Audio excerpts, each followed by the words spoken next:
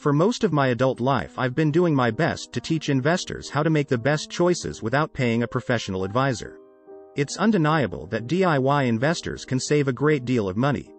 It might seem quite reasonable to pay 1% annually to an advisor, until you do the math.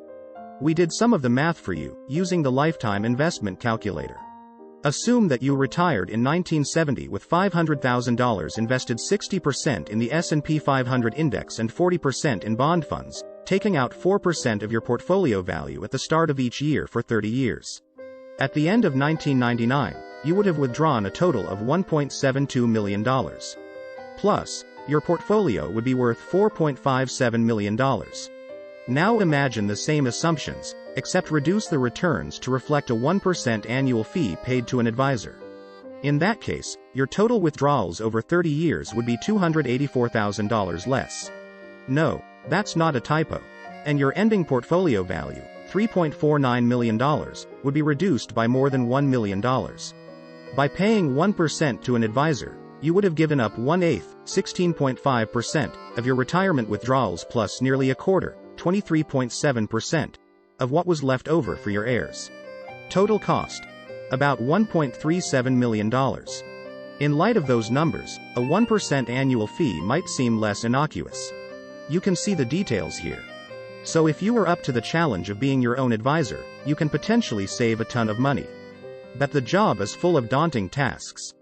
Here are 8 of the most important ones. Read more retirement news and advice. Choose your equity investments. I'm not talking about picking individual stocks. I'm talking about asset classes. For example, US stocks versus international stocks, growth stocks versus value stocks, large cap stocks versus small cap stocks. Here's some guidance. The best asset classes for the long term. Divide up your portfolio among your chosen asset classes. I have been suggesting an approach I have been recommending for nearly 30 years.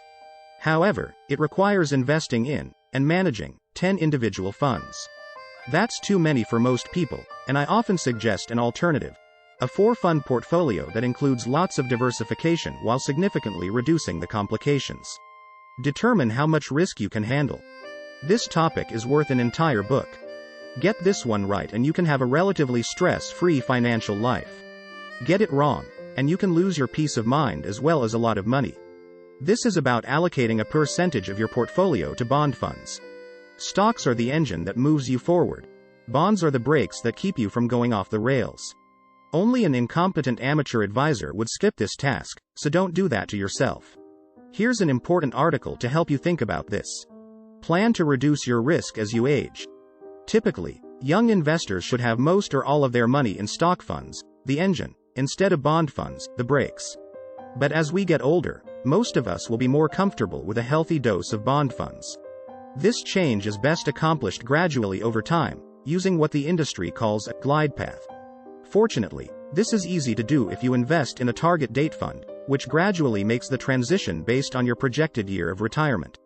Here's an article that digs into this topic. Figure out when you can afford to retire. This is tricky, and it's one of the places where a seasoned advisor can be very helpful. But a diligent DIR can do it. Start by determining how much retirement income you will need from your investments. This task will be simple for some people, more complex for others. You'll find the details of how to do it in a chapter of a 2012 book, Financial Fitness Forever. Plan for either fixed or variable withdrawals. With fixed withdrawals, you start your first year of retirement by taking out what you need. Then every year after that, regardless of what's happening with your portfolio, withdraw the same amount, adjusted to reflect actual inflation.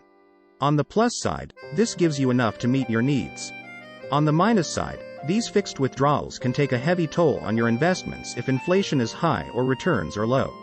If you have enough saved, you'll be much better off using variable withdrawals. Each year you take out a fixed percentage, for example 4%, of your portfolio's value to cover your living expenses. When returns have been high, this gives you a bit more to spend. When returns are low, you'll have to tighten your belt. Here's an article about fixed withdrawals. And here's one on variable withdrawals. Choose the best funds to populate your portfolio. This can be a daunting task. Online, you'll find hundreds of suggested combinations. Your best bet will be to stick with index funds, keeping your costs low, your turnover low, and your emotional involvement low. For mutual funds, check out these recommendations. If you prefer exchange-traded funds, here are recommendations for them as well. Manage your emotions and stay the course. Though this is last on my list, it's arguably the most important task of all. I've seen many times how easy it is to fail at this. When your portfolio isn't living up to your expectations, sticking with your plan can require enormous faith. This might be especially true if all the important decisions that make up that plan were made by an amateur, you, in other words. Good advisors can easily earn their keep by getting you calmed down when the markets have you reeling. If you do this on your own and get it wrong, the ultimate price you pay could make the services of an advisor seem pretty cheap. A final word. Even if you're confident you can do all these tasks, there's still an important reason to consider hiring a manager.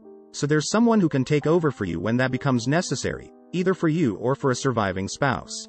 As I mentioned above, I work with an advisor. This is one of the biggest reasons why